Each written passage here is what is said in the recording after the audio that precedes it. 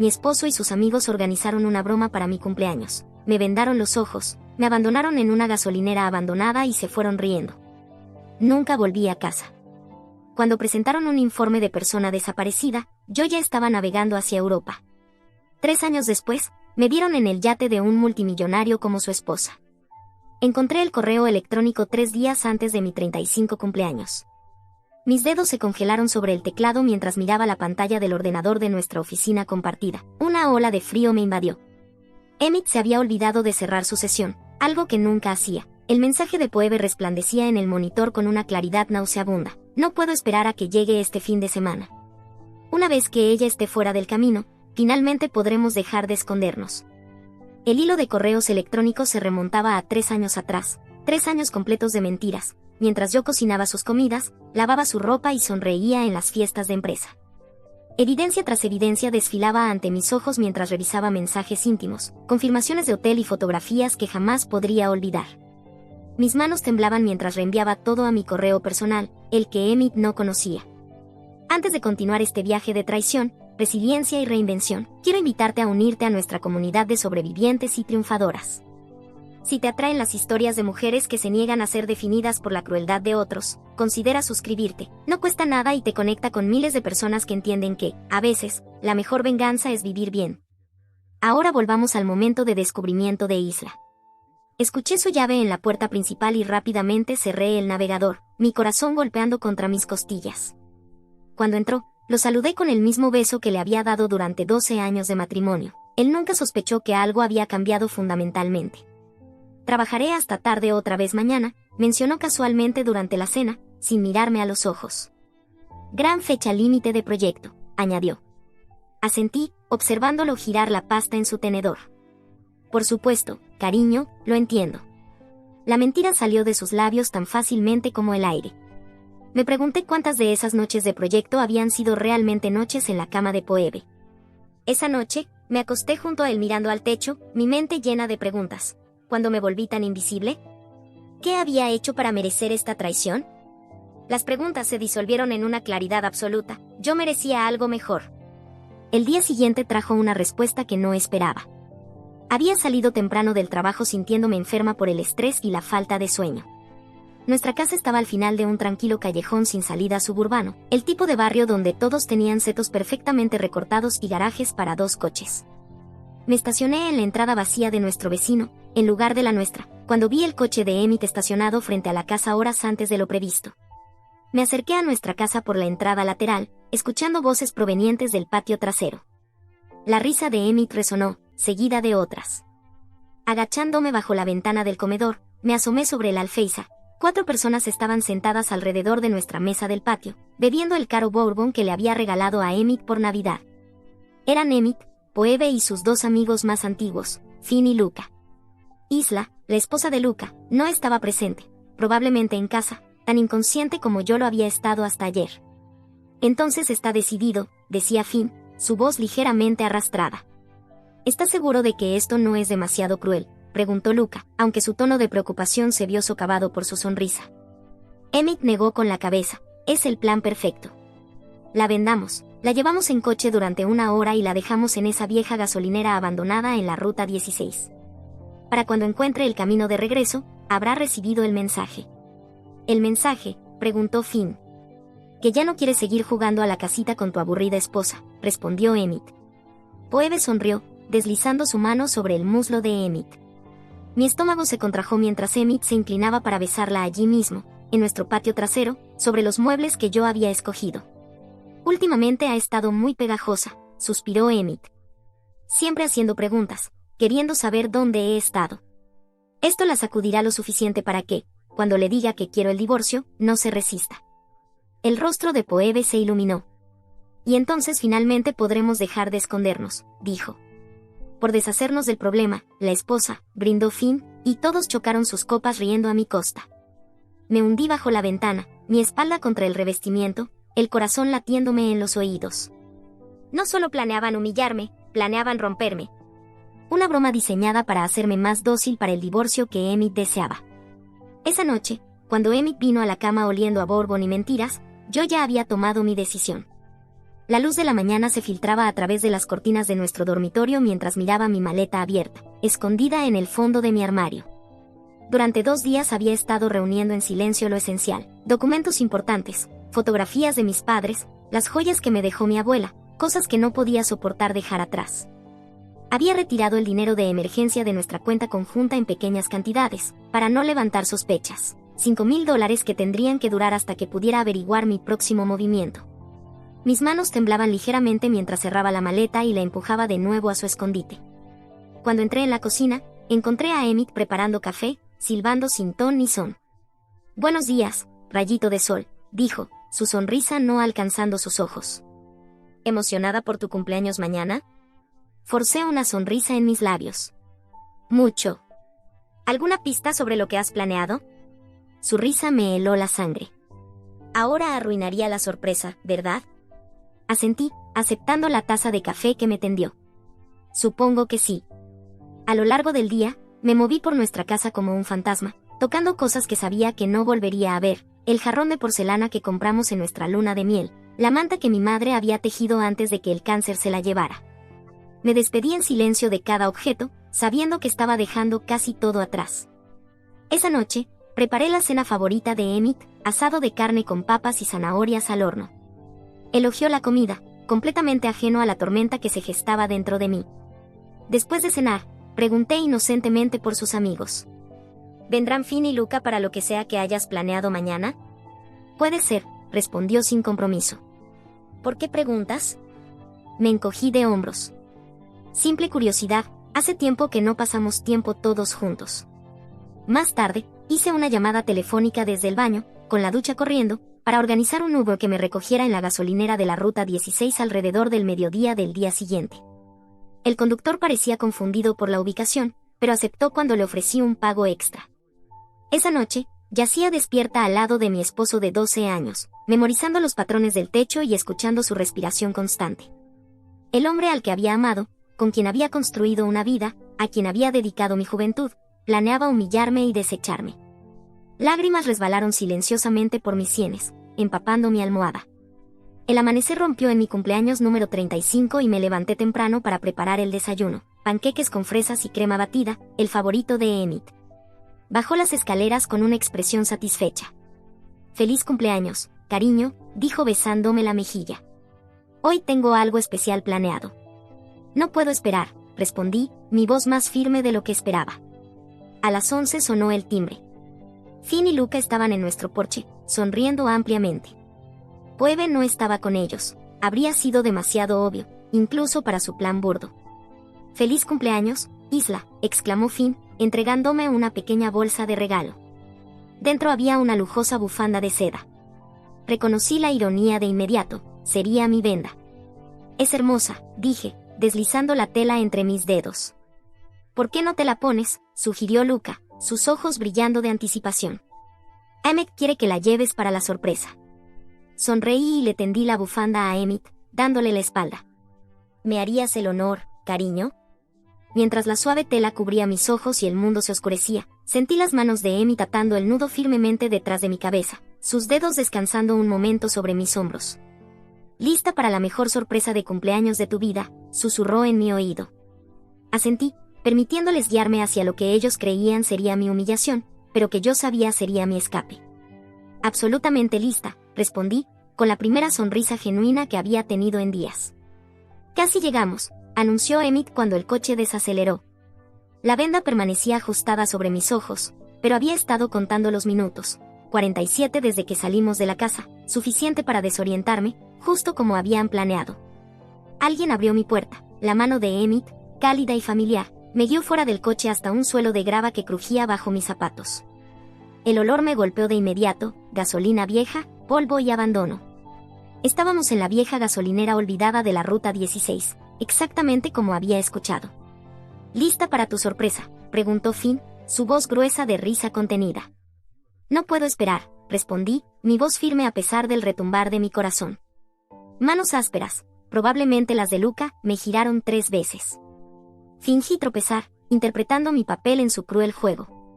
Luego, con un gesto teatral, Emmett retiró la venda de mis ojos. La gasolinera abandonada se veía aún más desolada de lo que había imaginado. Ventanas rotas abrían bocas negras en el edificio desgastado. Carteles descoloridos anunciaban marcas de cigarrillos que no existían desde hacía años. Estábamos a al menos 5 millas del edificio habitado más cercano. «¡Sorpresa!», gritaron los tres, doblándose de risa. Fingí confusión en mi rostro. «No entiendo qué está pasando».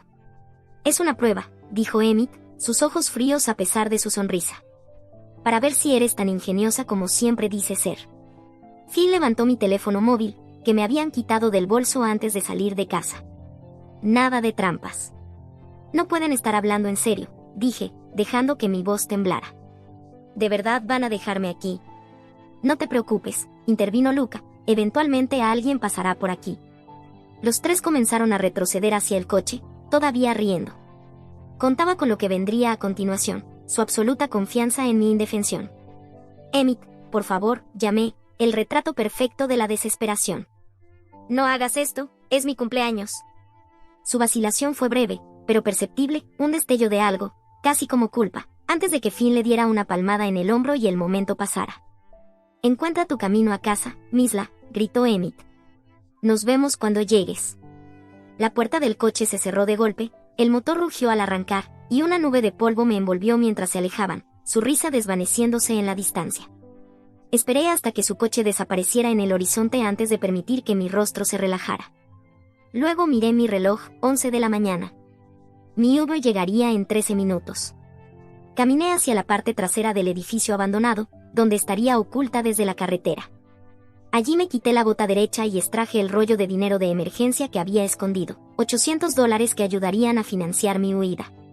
Me cambié rápidamente de mi atuendo de cumpleaños a unos vaqueros, una camiseta sencilla y una gorra de béisbol que había escondido en mi bolso grande esa misma mañana.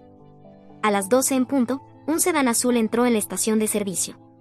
El conductor miró alrededor nerviosamente antes de divisarme saliendo de detrás del edificio. «Señora Reynolds», llamó, usando el nombre falso que le había dado. «Soy yo», respondí saludándolo con la mano. «Gracias por venir hasta aquí». «No hay problema», dijo, aunque su ceño fruncido sugería lo contrario. «¿A dónde vamos ahora?» «Al centro de Marston Pond», respondí. El conductor asintió y nos alejamos de la gasolinera, dejando atrás la vida que había conocido. El señor Marston era un hombre de unos 70 años, con manos artríticas y ojos amables que habían visto todas las formas de desesperación. Su tienda olía a madera vieja y pulidor de metales. «¿Qué puedo hacer por usted hoy, señorita?», preguntó cuando me acerqué al mostrador. Saqué el collar de perlas de mi abuela, mi anillo de compromiso de diamantes, mi alianza de boda y los pendientes de esmeralda que Emmett me había regalado en nuestro 10º aniversario. Coloqué todo sobre el mostrador de cristal. «Necesito saber cuánto valen», dije, mi voz sorprendentemente firme.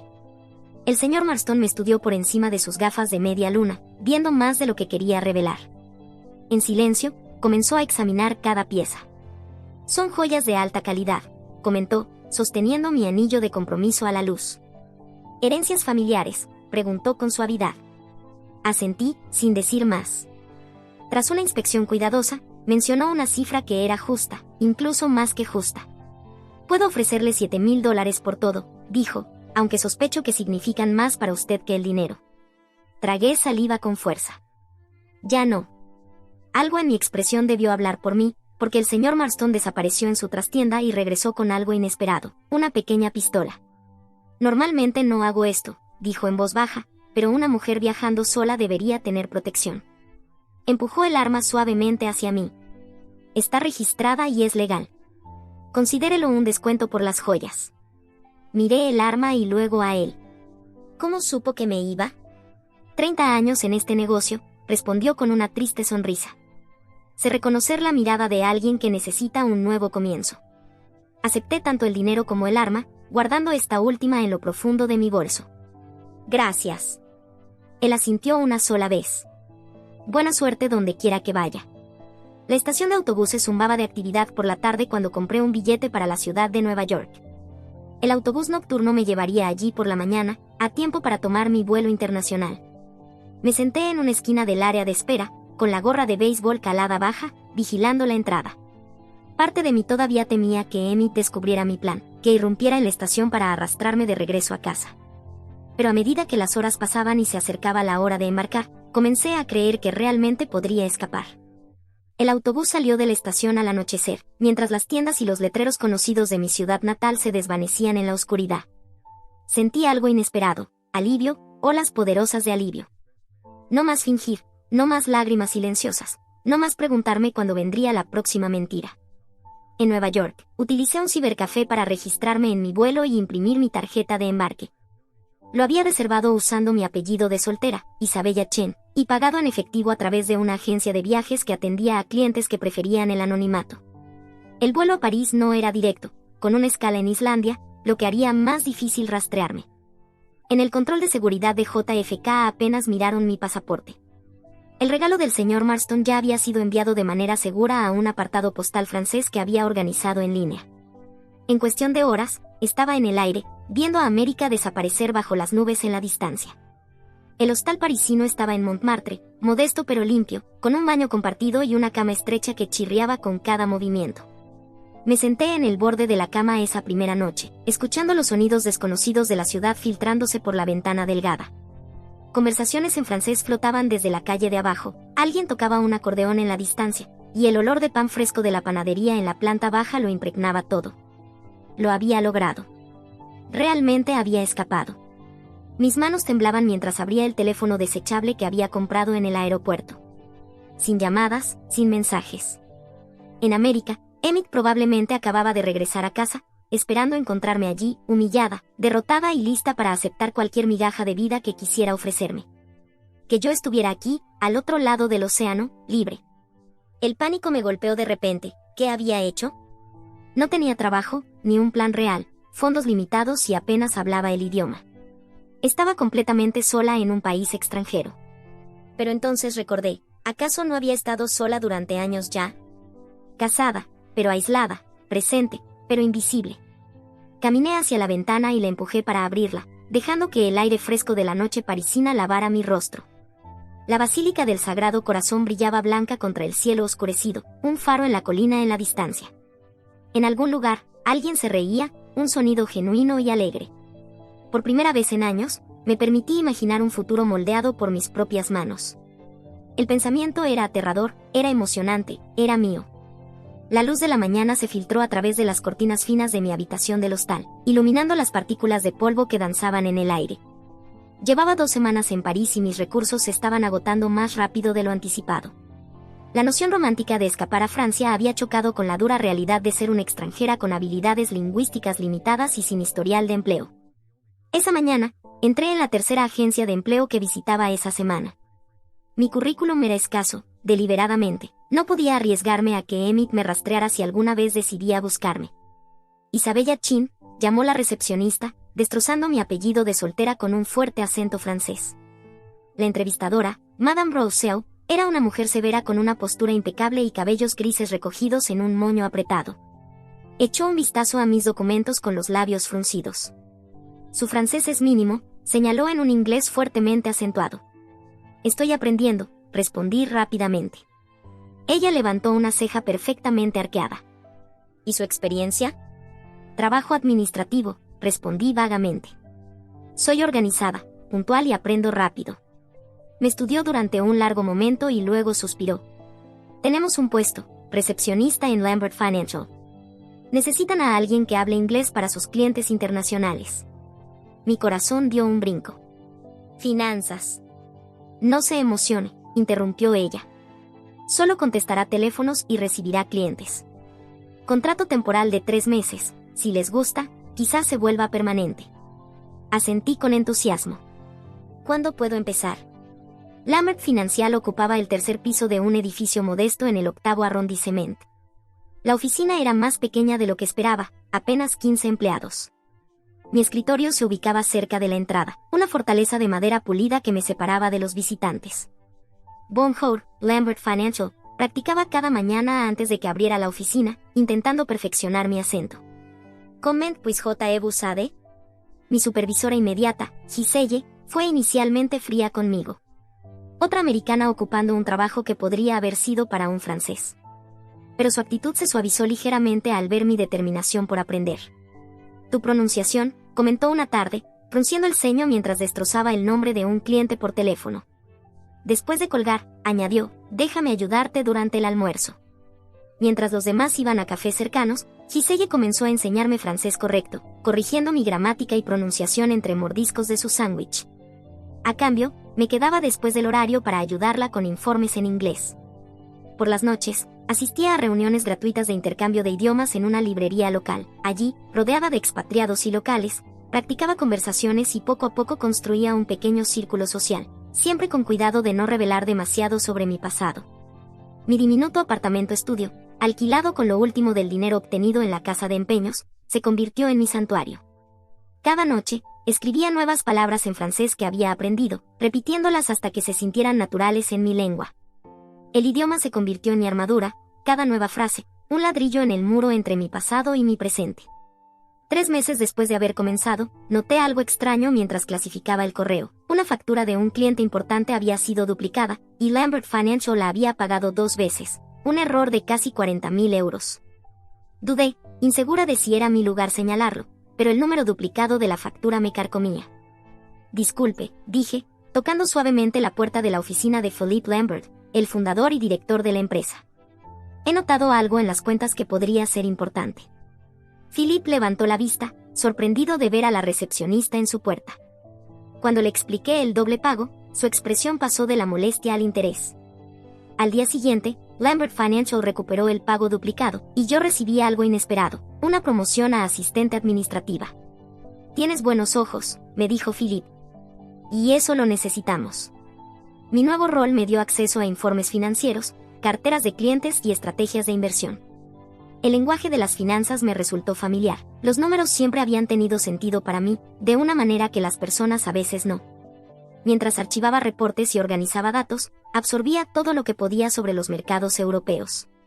6 meses después de comenzar mi nueva vida, había establecido una rutina: trabajar durante el día, lecciones de francés o estudio en las noches, y los fines de semana exploraba París sola, encontrando consuelo en el anonimato. De vez en cuando, tarde en la noche, me despertaba de pesadillas donde Emmett me encontraba, arrastrándome de regreso a una vida de humillación. Me incorporaba sobresaltada, el corazón latiéndome con fuerza, antes de recordar el océano que ahora nos separaba. Un martes lluvioso, preparaba la sala de conferencias para una reunión de clientes. Mientras arreglaba vasos de agua y blocs de notas, Philippe entró con Giselle y 2 asesores senior. Isabella, ¿podrías traer el portafolio Mercer cuando tengas un momento?, pidió Philippe. Asentí y fui a buscar el archivo. Cuando lo coloqué sobre la mesa, noté la estrategia de inversión que habían delineado. Algo en ella disparó una alarma en mi mente. ¿Eso sería todo?, pregunté, girándome para irme. Sí, gracias, respondió Philippe. Dudé en la puerta, mi mano sobre el pomo. El error era evidente para mí. Estaban recomendando una inversión significativa en un sector que, según los informes que había estado archivando durante semanas, mostraba claros signos de inestabilidad. Perdón, dije, volviéndome de nuevo, pero no pude evitar notar la estrategia de inversión en telecomunicaciones. La sala cayó en silencio. Las asistentes administrativas no comentaban sobre estrategias de inversión. Hay un informe de la semana pasada, continué, con el corazón latiendo con fuerza, que muestra a 3 grandes compañías de telecomunicaciones europeas enfrentando desafíos regulatorios. El momento podría ser problemático. La expresión de Philippe era indescifrable. Giselle parecía mortificada en mi nombre.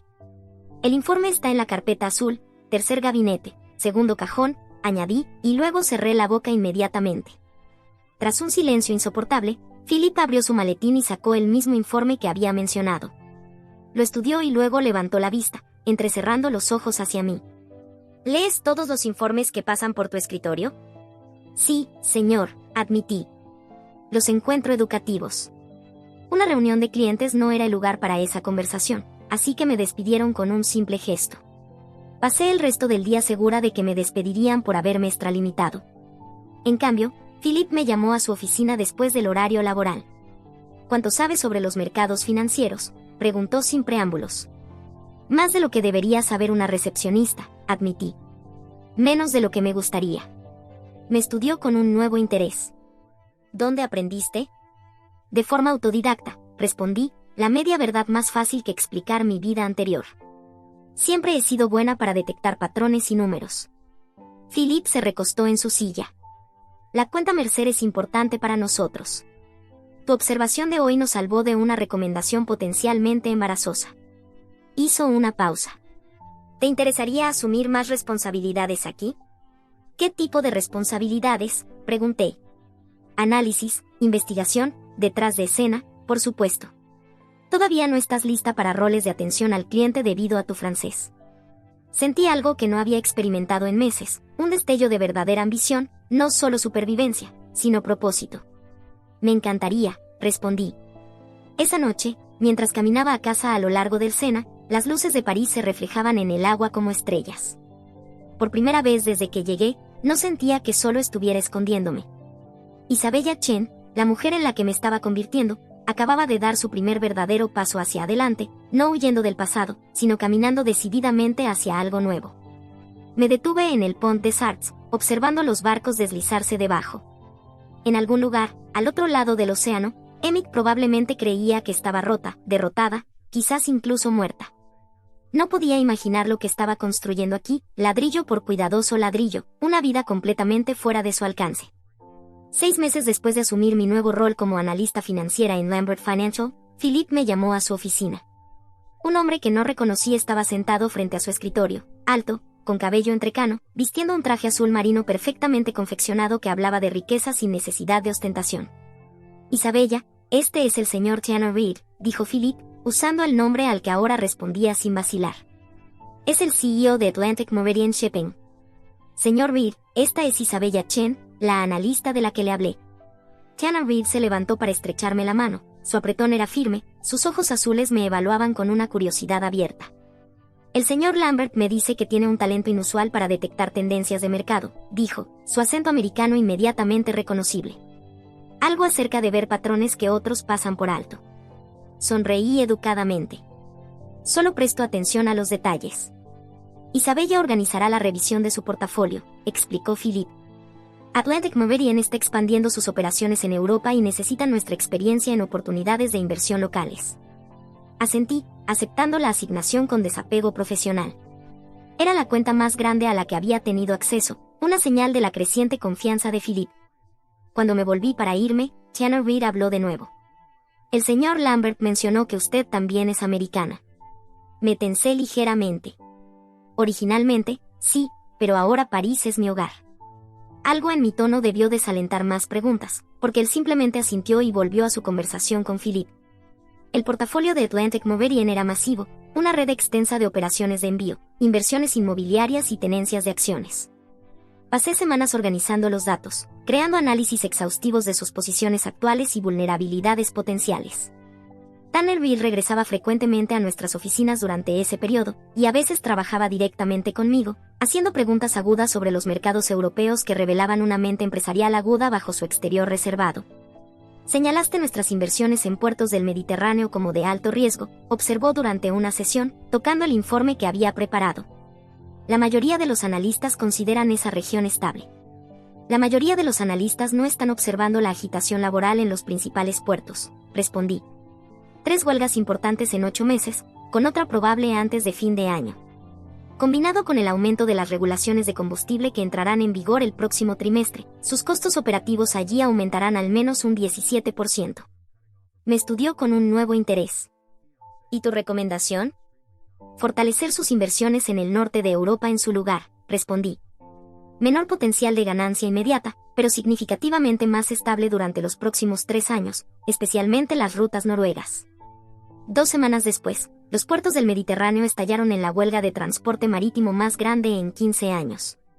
Atlantic Meridian, habiendo redistribuido recursos en parte basándose en mi análisis, resistió la crisis mientras sus competidores se tambaleaban.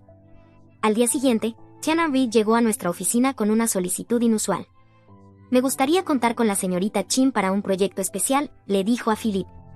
Un acuerdo de consultoría entre nuestras empresas, con ella como enlace principal.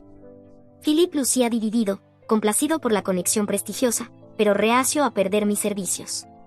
Sería un contrato sustancial, añadió Tanner, nombrando una cifra que hizo que las cejas de Philippe se arquearan. Así comenzó mi trabajo con Atlantic Meridian, primero un día a la semana, luego 2, hasta convertirse en mi enfoque principal. El apartamento de Tanner en París servía como nuestro espacio de trabajo, una impresionante pied-à-terre con vistas a la Torre Eiffel. Trabajábamos largas horas analizando datos de mercado, reestructurando inversiones y planificando adquisiciones estratégicas. La industria naviera se enfrenta a una encrucijada crítica, explicó Tanner una noche mientras estudiábamos proyecciones. Regulaciones ambientales, automatización, cambios en los acuerdos comerciales. La mayoría de mis competidores están reaccionando en lugar de prepararse. Admiraba su visión. A diferencia de muchos ejecutivos que había conocido, no perseguía ganancias trimestrales a costa de la estabilidad a largo plazo. Nuestra relación profesional desarrolló un ritmo cómodo. Yo proporcionaba análisis, él tomaba decisiones. Rara vez hablábamos de asuntos personales, un acuerdo que nos convenía a ambos, hasta el colapso del mercado de 2023. Todo comenzó con la caída de un importante banco asiático, desencadenando un efecto dominó en los mercados globales. Las empresas entraron en pánico, vendiendo activos a pérdidas devastadoras. Todos están liquidando, dijo Tanner durante una llamada de emergencia, su voz tensa por el estrés. La Junta quiere que sigamos el mismo camino. No lo hagan, respondí de inmediato. Este es precisamente el momento en el que deberían estar adquiriendo, no vendiendo. Isabella, podríamos perderlo todo o salir el doble de fuertes, añadió. Le presenté un análisis de contingencia que había preparado meses antes. Estas compañías navieras estarán disponibles por una fracción de su valor. Sus rutas complementan perfectamente las suyas. El silencio se prolongó entre nosotros. Me había extralimitado, una analista diciéndole a un CEO cómo dirigir su empresa multimillonaria en medio de una crisis global. Si te equivocas, dijo finalmente, ambos perderemos nuestras carreras. No me equivoco. 3 días después, mientras los competidores vendían activos frenéticamente, Atlantic Meridian inició una estrategia de adquisición cuidadosamente planificada. En 6 meses, habían duplicado el tamaño de su flota a un costo mínimo. Cuando los mercados finalmente se estabilizaron, el valor de la empresa se había triplicado. Las revistas financieras lo llamaron genio estratégico. Solo Tanner y yo sabíamos la verdad, que una mujer que una vez fue abandonada en una gasolinera había orquestado una de las expansiones corporativas más exitosas de la historia reciente. Nuestra relación cambió sutilmente después del colapso. Tanner comenzó a pedir mi opinión sobre asuntos más allá del análisis financiero. Ocasionalmente cenábamos juntos después de largas sesiones de trabajo. Nuestras conversaciones se extendían más allá de los negocios hacia libros, viajes y destellos cautelosos de nuestros pasados. Yo revelaba poco sobre América, solo que había dejado el país tras un divorcio difícil. Él compartía más, un matrimonio que terminó cuando su esposa decidió que la vida corporativa era demasiado demandante, una hija en la universidad que rara vez llamaba. Una noche, después de una adquisición particularmente exitosa, abrió una botella cara de champán en su apartamento. Por asociaciones improbables, brindó. Por nuevos comienzos, repliqué. Nuestras copas chocaron y algo cambió en el aire entre nosotros. Sus ojos sostuvieron los míos un momento demasiado largo. Isabella, dijo en voz baja, he llegado a valorar más que solo tus ideas financieras. Coloqué mi copa con cuidado. Tanner, trabajo para usted. Técnicamente trabajas para Lambert Financial, respondió. La distinción no eliminaba la complicación. Respetó mi vacilación, no volvió a tocar el tema durante meses, aunque algo había cambiado inevitablemente. Nuestras cenas de trabajo se hicieron menos frecuentes, nuestras interacciones más estrictamente profesionales, hasta la conferencia de Tokio. Atlantic Meridian organizó reuniones de ejecutivos de transporte marítimo global durante una semana. Como asesora clave de Tanner, lo acompañé, preparando presentaciones y analizando estrategias de los competidores. La última noche, viéndolo dominar una sala llena de líderes de la industria con tranquila autoridad, reconocí lo que había estado negando. Mis sentimientos habían evolucionado más allá de la admiración profesional. Más tarde esa noche, sola en el jardín de la azotea del hotel, lo encontré contemplando el horizonte de Tokio. Deberías estar celebrando, dije, uniéndome a él en la barandilla. El acuerdo del consorcio es un triunfo. Algunas victorias se sienten vacías sin alguien con quien compartirlas, respondió. Los momentos se extendieron entre nosotros, llenos de posibilidades no dichas. He pasado 3 años reconstruyéndome, dije finalmente, aprendiendo a confiar de nuevo en mi propio juicio. ¿Y qué te dice ahora tu juicio?, preguntó. Sostuve su mirada con firmeza. El miedo es una mala base para tomar decisiones. Su mano encontró la mía en la barandilla, cálida y firme. Nunca quisiera ser otra cosa que temas, Isabella. 6 meses después, estábamos de pie en un modesto juzgado de París, sin ceremonia elaborada, sin recepción extravagante, solo nosotros, Philippe y su esposa como testigos, y las simples palabras que unieron nuestro futuro. Mi anillo de bodas no era nada parecido al diamante que Emmett me había dado años atrás. Tanner había elegido una banda de oro retorcido, imperfecta, única, resiliente. La prensa financiera europea tomó nota del matrimonio con un interés moderado. Un magnate del transporte marítimo se casaba con su asesora financiera. Los medios estadounidenses, centrados en escándalos nacionales y agitaciones políticas, no prestaron atención a una boda al otro lado del Atlántico. Esa noche, en el balcón de lo que ahora era nuestro apartamento en París, Tanner me envolvió en sus brazos desde atrás. ¿Algún arrepentimiento, señora Reid?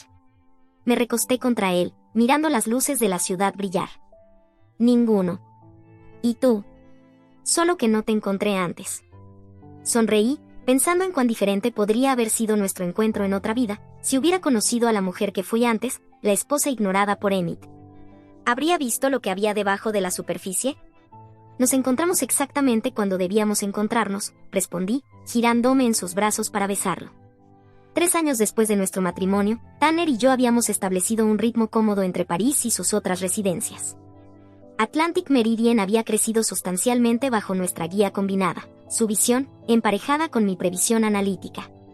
Aunque mantenía mi puesto en Lambert Financial, ahora servía casi exclusivamente como consultora para las empresas de Tanner. Estábamos revisando objetivos de adquisición en su oficina de Nueva York, con vista a Central Park, cuando una notificación de correo electrónico apareció en su pantalla. Lo escaneó rápidamente y luego me miró con una expresión que no pude leer de inmediato. Acaba de llegar algo interesante, dijo. Una empresa constructora estadounidense de tamaño mediano buscaba financiamiento para expandirse internacionalmente. Reynolds Construction. Mi corazón se detuvo. Reynolds, el negocio familiar de Emmett. La empresa que su padre había construido y que le había heredado, la misma que Emmett ya estaba llevando a la ruina incluso antes de que yo me marchara.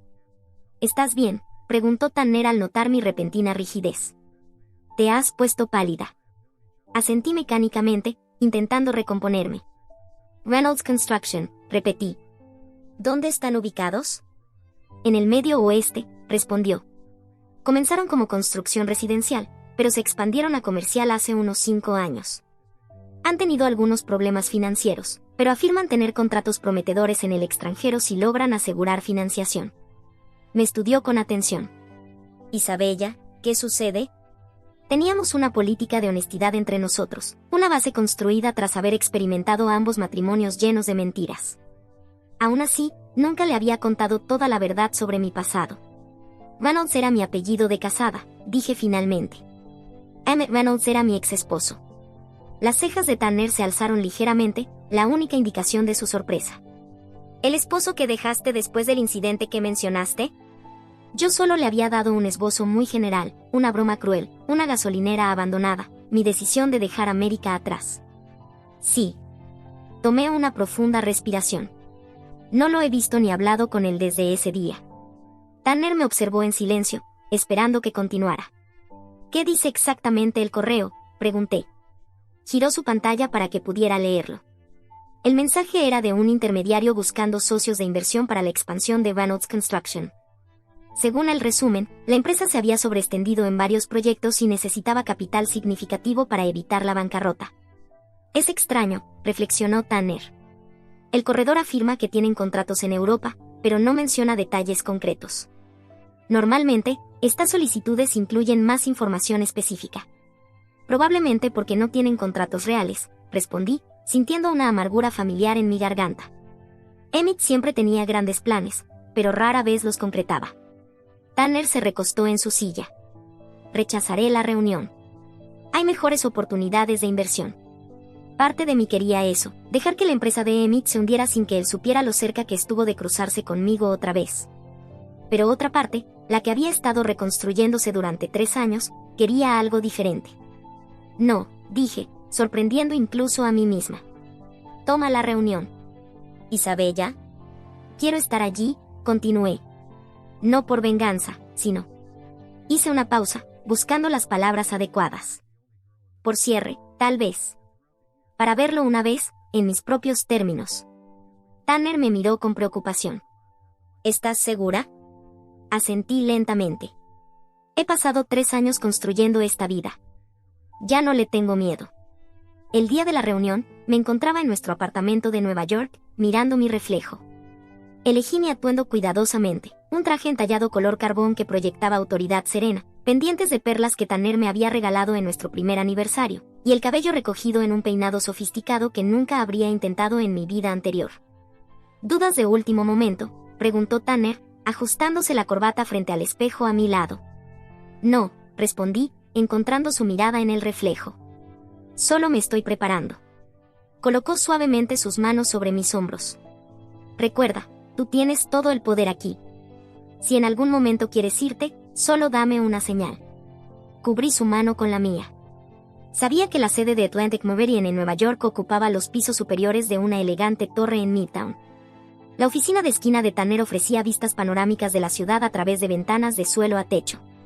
Me posicioné en la mesa de conferencias, de espaldas a la puerta, con el portátil abierto y los documentos organizados con precisión. Ya están aquí, anunció la asistente de Tanner por el interfono. Mi pulso se aceleró, pero mis manos permanecieron firmes mientras seguía revisando los estados financieros, documentos que revelaban cuán desastrosamente Emmett había mal gestionado el legado de su padre. La puerta se abrió. Escuché el saludo profesional de Tanner y luego una voz dolorosamente familiar que me heló la sangre. Gracias por recibirnos, señor Reed. Soy Emmett Reynolds y este es mi asesor financiero, Marcus Klein. No me giré de inmediato. Les permití entrar completamente, sentarse frente a mí y comenzar su discurso ensayado sobre oportunidades globales y problemas temporales de liquidez. Solo entonces levanté la cabeza lentamente. El reconocimiento no fue inmediato. 3 años me habían cambiado, no solo mi apariencia, sino algo fundamental en mi porte. Observé cómo la mirada de Emmett pasaba sobre mí y luego regresaba bruscamente, la confusión dando paso a la incredulidad. El color desapareció de su rostro. Isabella Reed, corregí con calma. Asesora estratégica principal de Atlantic Meridian Shipping. Me permití una pequeña sonrisa. Y esposa del señor Reed. Marcus Klein nos miraba, desconcertado. ¿Se conocen ustedes? Emmett parecía incapaz de formar palabras. Su boca se abría y cerraba, sus ojos saltando entre Tanner y yo, intentando resolver un rompecabezas imposible. La señora Reed y yo nos conocemos de antes, consiguió decir finalmente, su voz tensa. Qué interesante, respondió Tanner con naturalidad. El mundo es pequeño, en verdad. Ahora, sobre su propuesta, hemos revisado las cifras preliminares y tenemos algunas preocupaciones sobre su viabilidad. Deslicé un documento por la mesa. Su proporción de deuda a activos es problemática. Y sobre los contratos internacionales que mencionaron, necesitaríamos ver los acuerdos firmados antes de considerar cualquier inversión. Emmett miró el documento sin realmente verlo. Tú desapareciste, soltó, ignorando por completo la discusión de negocios. Presentamos un informe de persona desaparecida, la policía investigó, hubo una búsqueda. Qué desafortunado para ustedes, respondí con serenidad. Debe haber sido muy angustiante. 3 años, continuó, su compostura quebrándose. Ni una palabra, ni un rastro. Pensamos que podrías estar muerta. Y sin embargo, aquí estoy. Hice un gesto hacia el documento. En la página 4 detallamos nuestras preocupaciones sobre sus proyecciones de flujo de efectivo. Marcus Klein intentó salvar la reunión, señalando áreas potenciales de crecimiento y justificando las debilidades financieras de la empresa, pero Emmett había dejado de participar. Su atención estaba fija enteramente en mí. Cuando la discusión formal concluyó, Tanner sugirió que Marcus hablara con su equipo financiero para revisar documentación adicional, dejando a los 3 solos en la sala. El silencio se extendió incómodamente hasta que Emmett volvió a encontrar su voz. ¿Por qué?, preguntó simplemente. Consideré desviar la pregunta, consideré el silencio, consideré todas las respuestas cortantes que había imaginado durante años. Pero dije la verdad, porque me dejaste vendada en una gasolinera abandonada como parte de una broma de cumpleaños. Porque escuché a ti y a Poebe planear cómo deshacerte de mí. Porque merecía algo mejor que ser el chiste de tu historia. Su rostro se contorsionó. Era solo. No, lo interrumpí. No minimices lo que hiciste. No busques excusas. Han pasado 3 años, y no vine aquí por disculpas ni explicaciones. Entonces, ¿por qué? Su voz era hueca. Miré de reojo a Tanner, quien había permanecido como una presencia solidaria y silenciosa. No por venganza. No para regodearme en el fracaso de tu empresa o en mi éxito. Me incliné ligeramente hacia adelante. Vine para demostrarme a mí misma que ya no tienes poder sobre mí. Que podía verte de nuevo y no sentir nada. La verdad me invadió al hablar. El miedo, la rabia, el dolor, en algún momento, esas emociones se habían transformado en otra cosa. No exactamente perdón, pero sí liberación. Emmett parecía completamente perdido. ¿Así que eso es todo? 3 años preguntándome, ¿y ahora solo eres la esposa de otro? Primero soy mi propia persona, lo corregí, que además encontró a un compañero que me valora. Cerré mi portátil. En cuanto a su solicitud de financiación, la rechazaremos. Los fundamentos de su empresa no cumplen con nuestros criterios de inversión. Me puse de pie, extendiendo la mano de manera profesional. Adiós, Emmett. Él miró mi mano extendida y luego alzó la vista hacia mi rostro. En sus ojos vi, finalmente, el reconocimiento tardío de lo que había perdido. Mientras Tanner y yo lo acompañábamos hasta el ascensor, sentí que un peso se levantaba. El último lazo con mi antigua vida se había roto por completo, no con una confrontación dramática ni con una venganza elaborada, sino con el poder silencioso de una mujer que se había reconstruido desde las cenizas. La vida que ahora tenía no era una reacción a Emmett. No estaba definida por haber huido o por buscar revancha. Era enteramente mi propia creación, algo que había construido elección tras elección, día tras día, con determinación. Y eso, me di cuenta, mientras las puertas del ascensor se cerraban sobre mi pasado, sentí que era la victoria más dulce de todas. Ahora que el viaje de Isla llega a su fin, me encantaría saber qué momento resonó más contigo. ¿Fue su escape, su ascenso profesional o esa confrontación final? Comparte tus pensamientos en los comentarios abajo. Si su historia te conmovió, por favor suscríbete y dale me gusta para más relatos de resiliencia y triunfo. Tu apoyo significa todo para nosotros.